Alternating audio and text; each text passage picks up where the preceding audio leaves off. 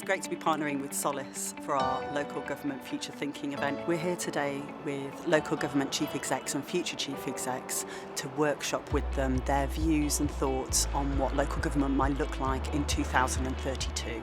Discussions today are really engaging to bring together people from across the public sector and the commercial sector with Solace and Civica was fantastic. Real opportunity to engage in the future and what local government might look like in 2032 and really understand those really difficult issues that we find now and we're going to face even more in the future, and then have some challenges around what they might look like and how we might be able to find solutions.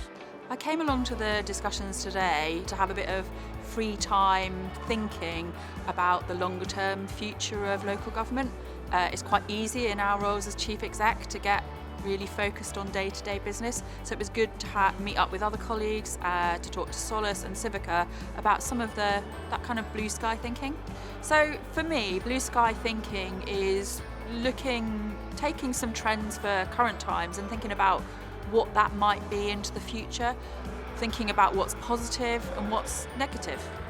So it was good to get together with senior colleagues across local government and with colleagues from Solace and Civica to consider the issues, service delivery issues and challenges which face local government over the next 10 years. It's really important to hold an event looking to the future, especially at a time of great political, economic, societal, environmental uncertainty, and to do some blue sky thinking with chief execs and rising stars and springboarders from Solace to think through what this means, not just for the country, but for local government as well. I think one of the real interesting things for me, the key takeaway, is we talked about some issues that if we'd have run this a year ago, certainly wouldn't have been on our radar, or if they were on our radar, and food security was one of them,